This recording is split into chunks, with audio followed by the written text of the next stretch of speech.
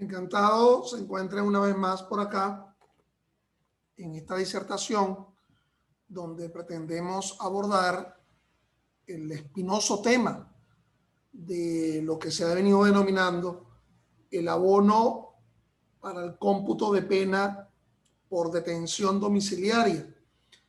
Quien les habla es el profesor Ángel Serpa Aponte y estas clases virtuales, disertaciones virtuales vinculadas al mundo del derecho penal, del derecho procesal penal, del derecho penal constitucional, que semanalmente imparto, la pueden encontrar en mi canal YouTube, Ángel Serpa Aponte, a los quien con gusto deseen suscribirse al mismo. Estoy transmitiendo desde Caracas, Venezuela, en julio de 2021. Bueno, estimados míos, el tema que hoy nos convoca es un tema, digamos, álgido, importante, de alguna forma tratado por el derecho comparado, por la jurisprudencia en países con una tradición, digamos, continental en el mundo del derecho penal, similar a la nuestra, pero también con países con una tradición en el mundo del derecho procesal penal no tan similar a la nuestra. Recordemos que nos encontramos dentro de un sistema acusatorio regulado por un código orgánico procesal penal, en el caso venezolano, dividido en fases procesales con inherentes funciones asignadas a la llamada competencia en razón de la función, asignada a los jueces. Por ejemplo, dos de ellos, el juez de control, quien podría dictar una sentencia condenatoria como consecuencia de la admisión de los hechos, y ese juez de juicio que dictaría una sentencia condenatoria a la finalización de ese juicio oral y público, donde se verifique una certeza de culpabilidad de lo que ha sido demostrado, pero que también, excepcionalmente, conforme a la pauta de nuestro vigente 375 del Código Orgánico Procesal Penal, también pudiera dictar una sentencia condenatoria como consecuencia de la admisión de los hechos. Entonces, esa sentencia condenatoria requiere su ejecución, y en el caso del proceso penal venezolano, como pudiera ocurrir en otros países que se ubican en la perspectiva de la llamada división de fases procesales, división del trabajo jurisdiccional, le correspondería la ejecución de esa sentencia condenatoria a un tribunal de ejecución. Es decir, ese tribunal de ejecución que asumiría el cómputo de la pena a partir de premisas como pudiera estar el descuento, el llamado abono por la prisión preventiva, sobre la cual no hay ninguna duda al respecto porque está bien prefigurado, por ejemplo, en el caso venezolano, en el artículo 40 de ese Código Penal en concatenación con el artículo 36 de dicho Código Penal. Entonces, claro, la duda partiría de otra medida de coerción personal, que es la detención domiciliaria. Esa detención domiciliaria, que no debe ser confundido con otros institutos, en principio lo digo, como pudiera estar, por ejemplo, el arresto domiciliario, que como tipo de pena, a partir de lo que establece el artículo 9 del Código Penal, se adiciona a las penas clásicas, la del presidio, la de la prisión, este arresto domiciliario con otro tipo de pena que se anticipa a partir de dicho artículo 9 del Código Penal, como por ejemplo el confinamiento, a pesar de su tratamiento, anulando alguna de ellas por parte de la Sala Constitucional del Tribunal Supremo de Justicia. Pero además, el tema que nos convoca también en el análisis de qué es lo que justifica una y qué es lo que justifica la otra. Lo que de alguna forma sustentaría la pena en privación de libertad, bueno, son las llamadas finalidades de prevención general y las finalidades de prevención específica de la pena. Aquella discusión filosófica que se ubica ya inclusive a finales del 18, ya de alguna forma medio lo asomaba César Beccaria o Beccaria en su famoso delito, en su famoso libro de los delitos y de las penas, pero que también la dogmática, digamos, relativamente reciente, y cuando hablo de reciente estamos hablando de 150 años para acá aproximadamente, aduciendo que la finalidad de la pena, la finalidad de prevención general y la finalidad de prevención específica no puede confundirse con cualquiera otros institutos que conduzcan a esa pena, a la necesaria ejecución de la pena por una sentencia condenatoria. Y ese otro instituto, obviamente, sería la coerción en vigencia del proceso. Esa coerción en vigencia del proceso, bien sea que se denomine la prisión preventiva de libertad, ¿ok? Aquí en el ámbito venezolano, la medida judicial preventiva privativa de libertad o las medidas cautelares sustitutivas, bueno, tienden a asegurar pues finalidades procesales. Esa clásica noción del fomus, bonus, juris y del periculum in mora, que es lo que sustentaría toda cautela en el proceso, en el ámbito del proceso penal, bueno, se equivale al tema de el peligro de fuga, evitar el peligro de fuga o evitar el peligro de obstaculización procesal. Es decir, que las finalidades serían distintivas, que la finalidad que está presente frente a la coerción a lo largo del proceso y dentro de ello la detención domiciliaria es distinta a la finalidad de la pena, que como consecuencia del establecimiento de la culpabilidad, surge la necesidad de la ejecución de una sentencia condenatoria. Entonces estaríamos hablando de dos finalidades distintas. Una finalidad de prevención general y específica que se concede a partir de la pena frente al propio procesado, es decir, el carácter de la pena como una especie de hacer proclive la rehabilitación, el tema de la humanización de la pena, pero sobre todo la rehabilitación del delincuente a partir de una privación, lo cual nos ubicaría en el ámbito de la criminología, que es una discusión, bueno, muy extensa al respecto, que escapa del ámbito de lo que se pretende acá, que es más hacia un ámbito, digamos, instrumental del asunto. Y aquella, la de la coerción, inclusive la detención domiciliaria, entonces estaría ubicándose a los fines de asegurar ese proceso, de asegurar la no abstracción, el peligro, evitar el peligro de fuga o el peligro de obstaculización procesal. Bueno, dicho lo anterior, entonces, frente a un tema, digamos, tan álgido, ¿verdad? Yo siempre en estas disertaciones, bueno, yo les recomiendo libro que puedan estar vinculados al asunto sobre la cual pretendo diletar. Bueno, hay dos libros extranjeros que particularmente para mí refleja un buen sustento frente al tema de los principios o la resolución de esta problemática. Uno es de dos autores colombianos, se denomina así, La detención y la prisión domiciliaria, y es del autor Fernando Urrutia Mejía y Francisco Cuesta Hoyos, ¿ok? Aspectos prácticos, un libro del 2006. Y otro libro que es hecho a muchas manos, un libro de autores peruanos, Prisión preventiva y detención domiciliaria, casos polémicos, porque obviamente cuando yo venía a abordar este tema frente a ustedes, yo me preguntaba, bueno, ¿esto realmente vale la pena?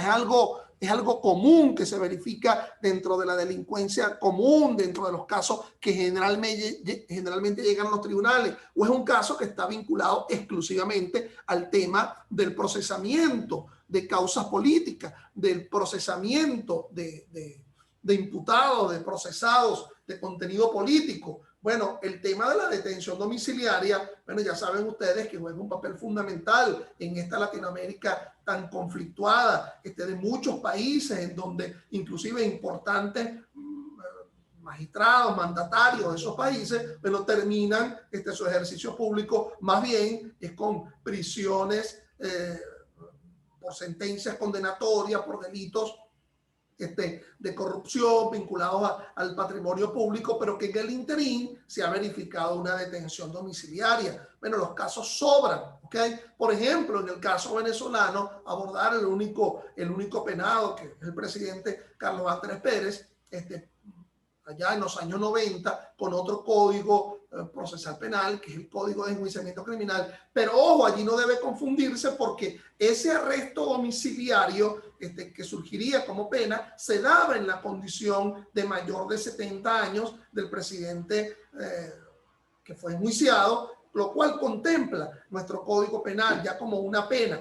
Pero en el caso, digamos, colombiano, está el caso de Álvaro Uribe, ¿verdad? Y está el caso en Perú de muchos presidentes, ¿verdad? Donde el tema, la necesidad de verificarse sobre si el abono de la detención domiciliaria en el cómputo de la pena guarda una importancia, bueno, digamos, de conmoción social.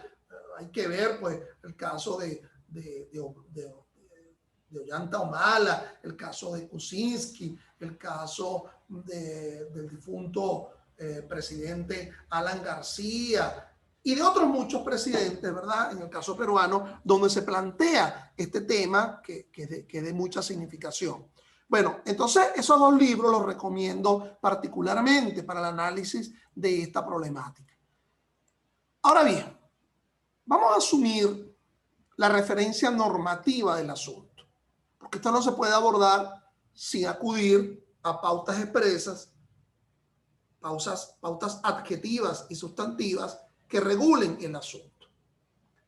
A ver, vamos a comenzar con el artículo 36 del Código Penal, que lo define muy bien. La detención, y nótese que la palabra que utiliza es la palabra detención. La detención del procesado durante el juicio no constituye pena, pero se la tendrá en cuenta para los efectos del artículo 40 de dicho Código Penal.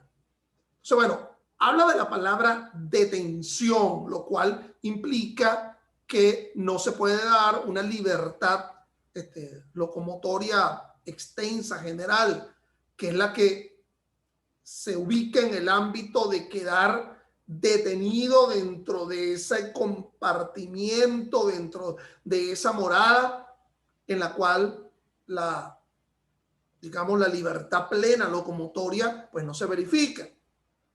Ahora bien, ese 36 nos ubica, nos ordena verificar en el artículo 40 del Código Penal el llamado abono por privación preventiva de libertad del Código Penal.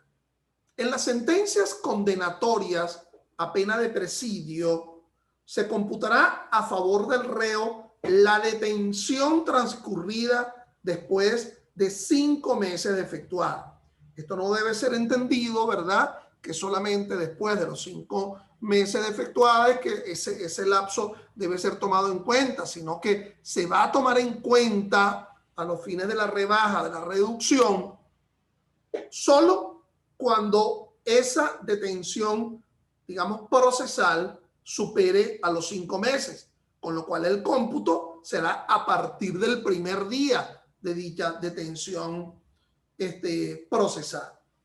Entonces, la manera como lo establece el artículo 40 del Código Penal, a razón de un día de detención por uno de presidio, una razón, digamos, perfecta, sinonímica perfecta, una igualdad absoluta, por el tiempo que se haya estado privado de la libertad en vigencia del proceso, ese será el tiempo que se descontará de la pena que haya sido impuesta a partir de una sentencia condenatoria.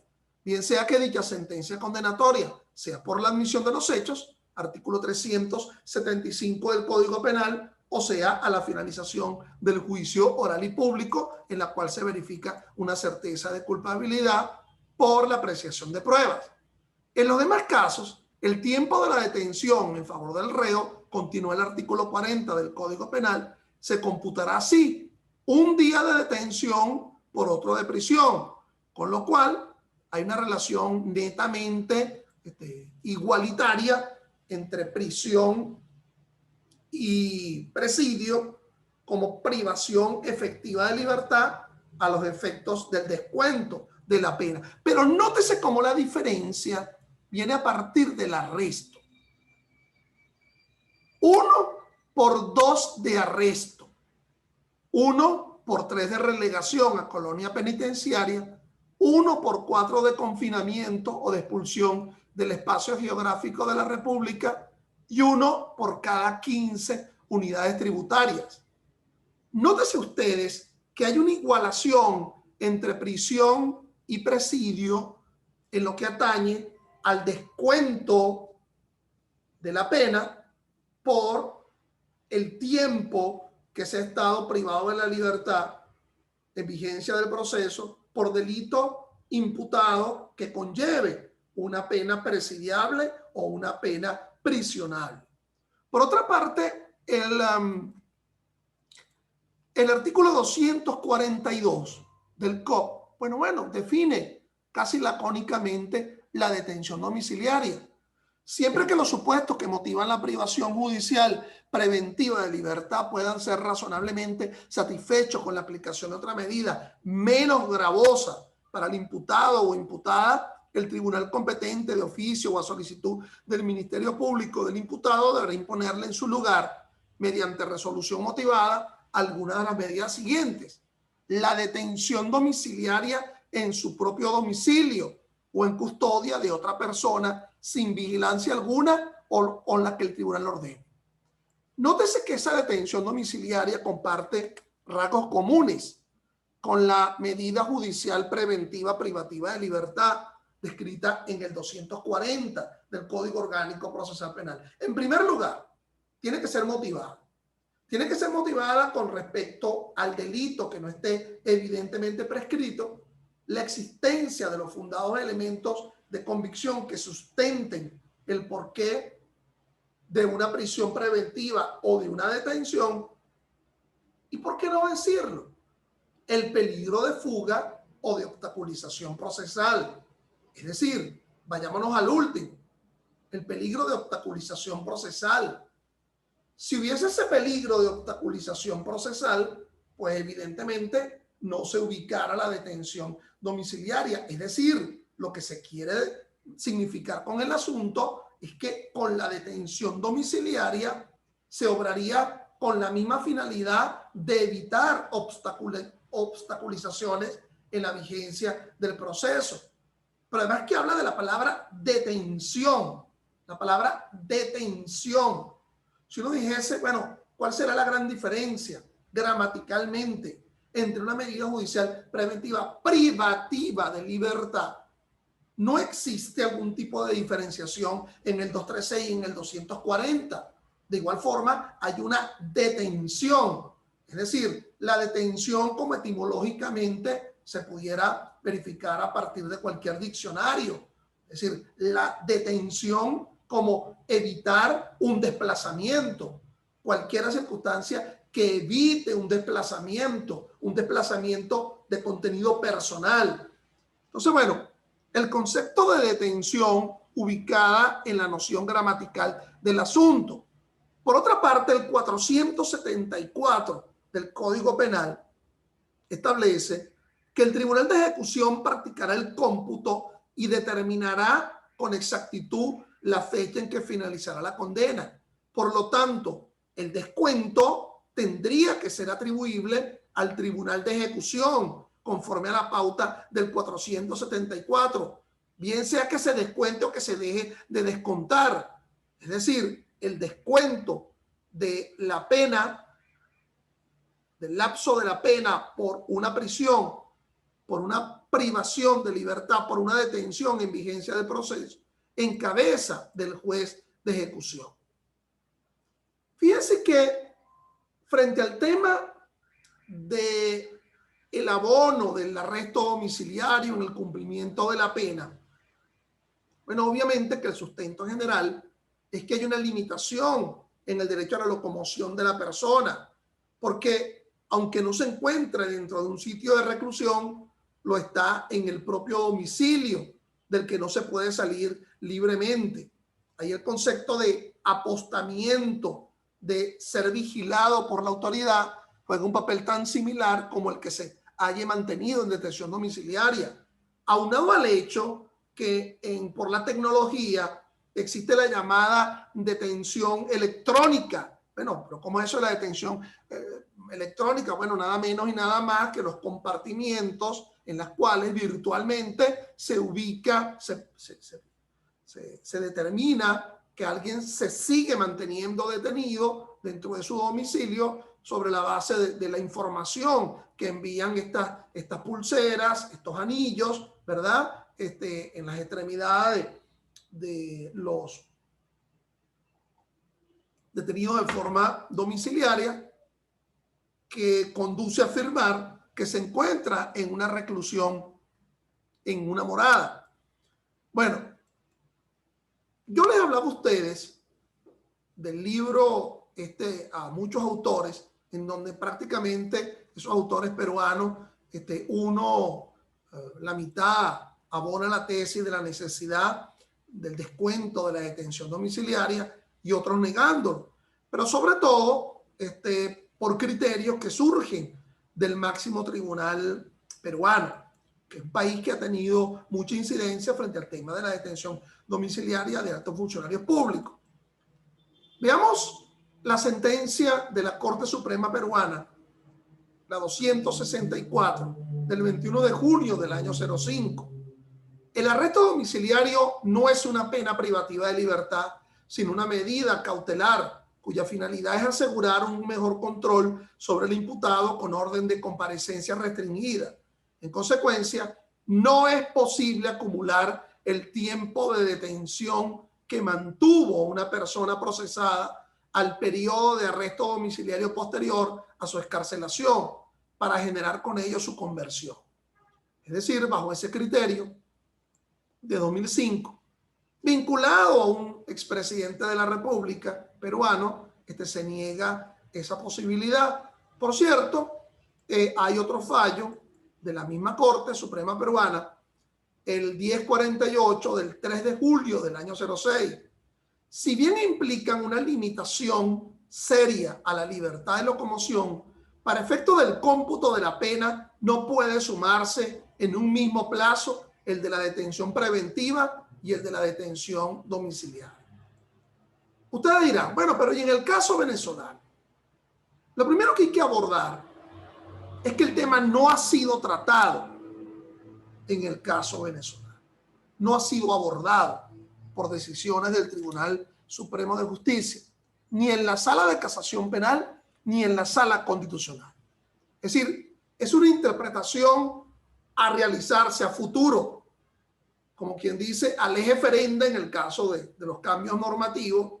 Esto será al eje jurisdicciones, es decir, espera algún tipo de interpretación por parte del máximo tribunal.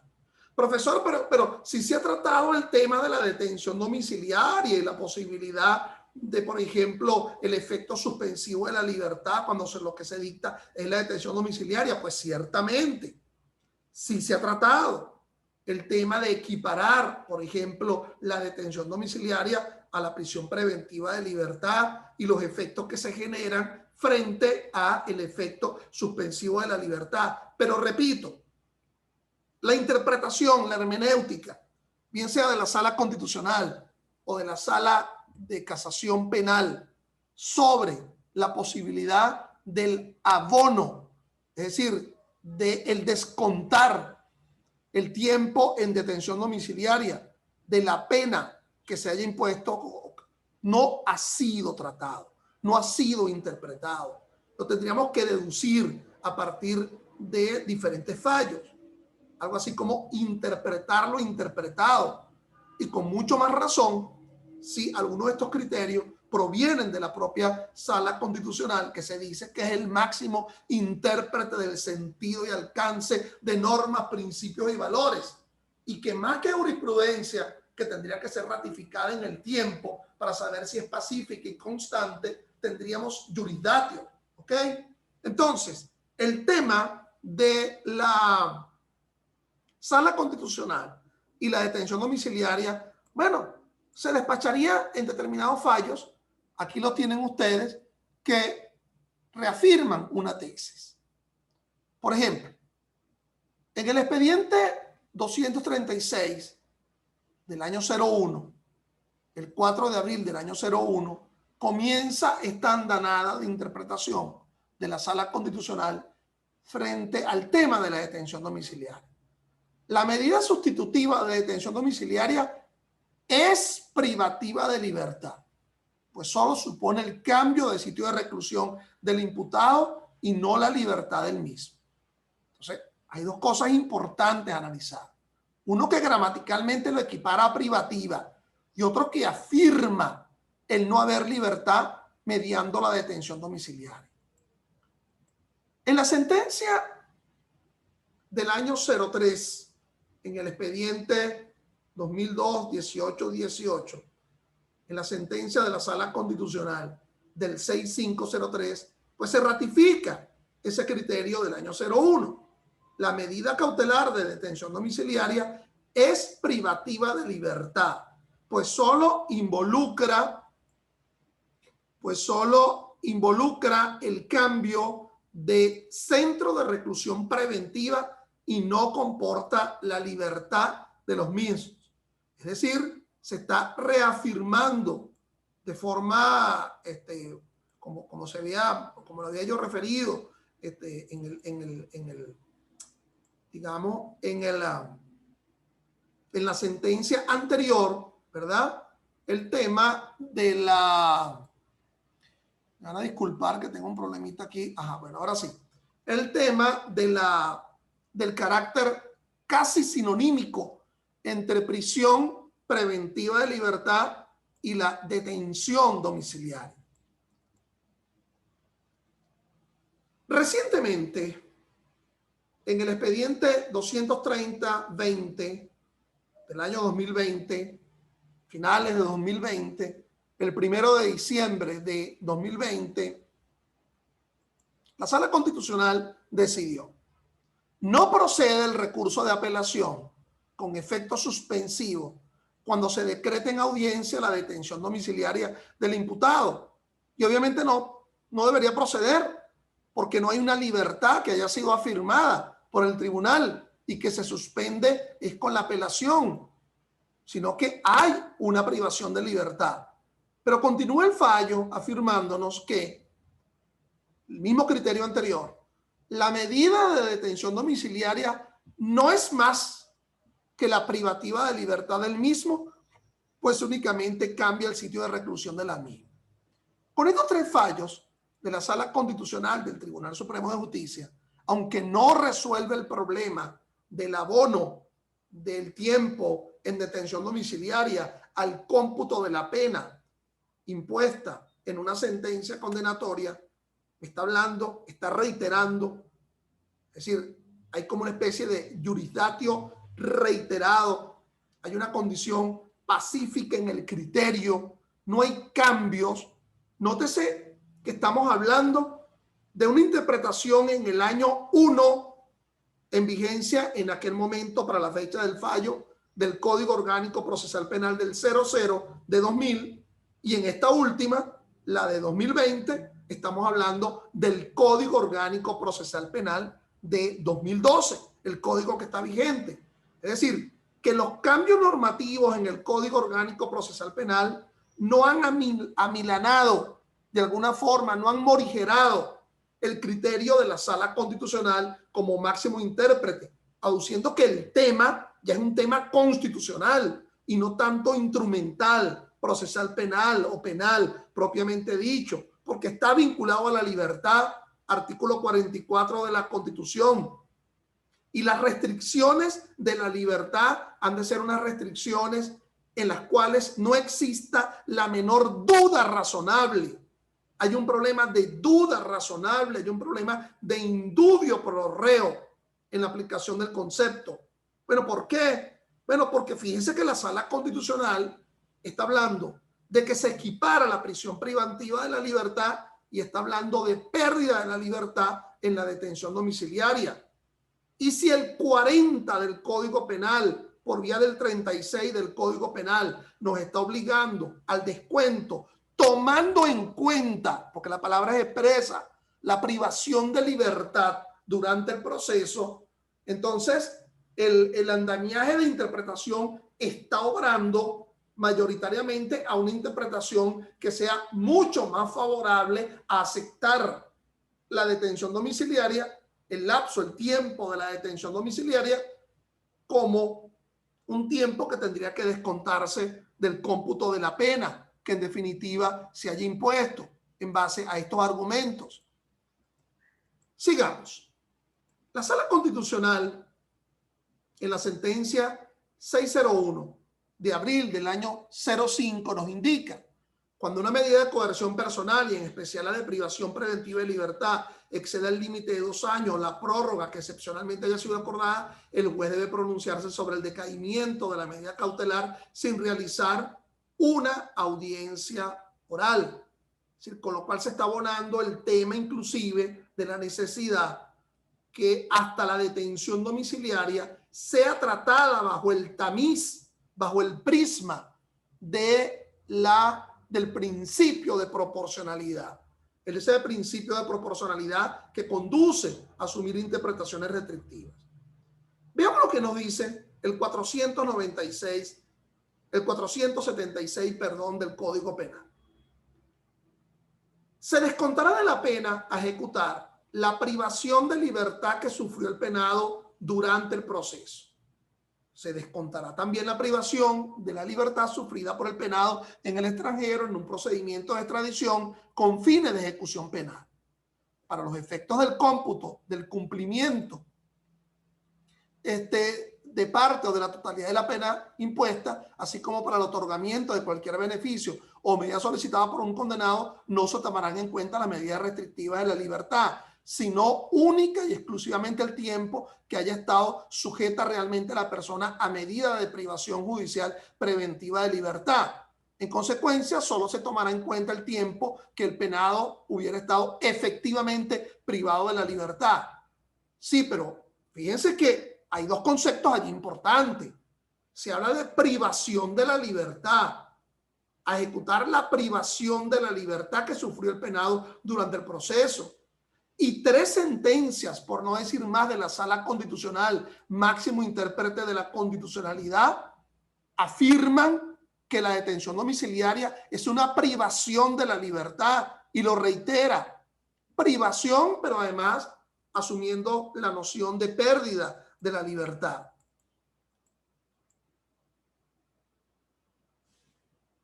La 1630 del 11806 de la Sala Constitucional nos indica: no implica que el legislador debe equiparar a los efectos descritos en el Código Orgánico Procesal Penal la medida de privación judicial preventiva de libertad a las medidas cautelares sustitutivas de ella. ¿Sustitutivas de qué? De la privación de la libertad. Y la propia Sala Constitucional nos deja claro que la detención domiciliaria es una prisión preventiva, es una prisión procesal, es una pérdida de la libertad, con lo cual se cambia el sitio de reclusión. Si es un tema netamente de locación reclusoria. A ver, recordemos que debemos asumir una interpretación en proporcionalidad, una interpretación que sea mucho más favorable. El 9 del COP nos los establece.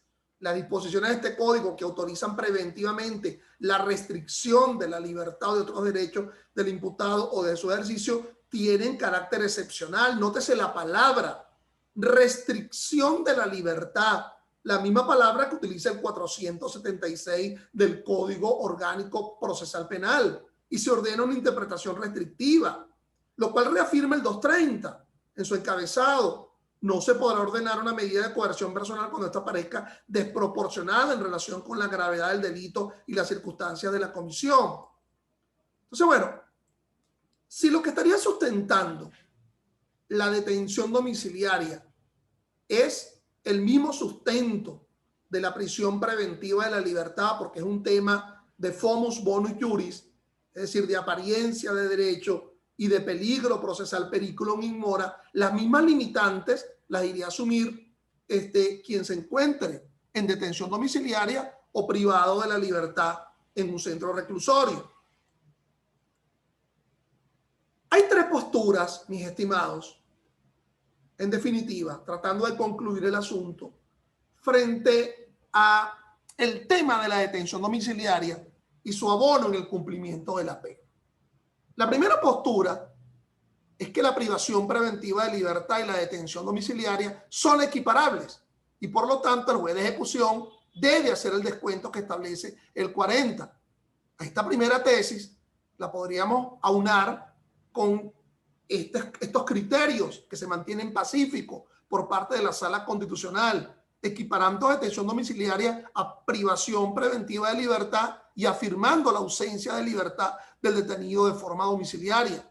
La segunda tesis es que ello es inaceptable, ya que las ventajas, beneficios o privilegios de la detención domiciliaria impiden que tengan relevancia alguna en el cómputo de la pena. Hablar de beneficios o de privilegios del detenido de forma domiciliaria ha de estar vinculado a lo que puede o no puede hacer en vigencia del proceso.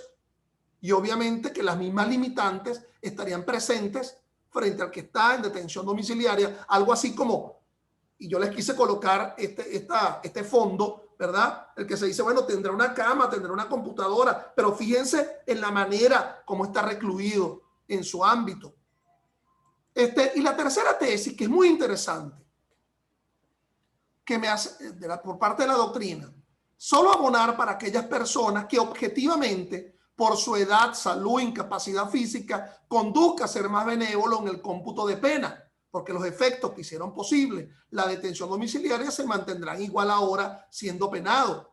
Por ejemplo, ver lo que nos dice el 491 sobre el que ostente una enfermedad terminal, o por ejemplo, lo que nos dice el artículo 75 del Código Penal para el arresto domiciliario de aquellos que tengan más de 70 años de edad.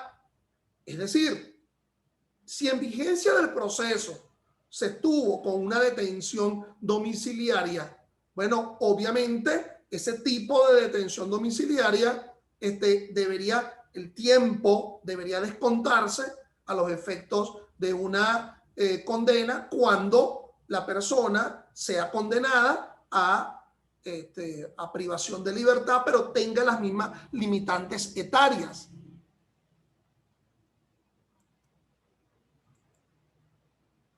Interesante ver, como por ejemplo, en el 58 del Código Penal Español se dice que la detención preventiva impuesta en otro proceso se abone en el cómputo de la pena impuesta por otro u otros delitos cometidos antes de ejecutarse la detención preventiva. Si se puede abonar inclusive una prisión preventiva de libertad bajo esta norma de derecho comparado, bueno, con mucho más razón, alguien que haya sido detenido de forma domiciliaria en el propio proceso. Yo me voy a orientar a una tesis en la cual una salida interesante, equitativa y proporcional sería que el juez considerara lo que establece el artículo 40, que en lugar de hacer la equiparación absoluta entre tiempo de detención domiciliaria y cómputo de pena, se haga, como dice el artículo 40, calcular un día de pena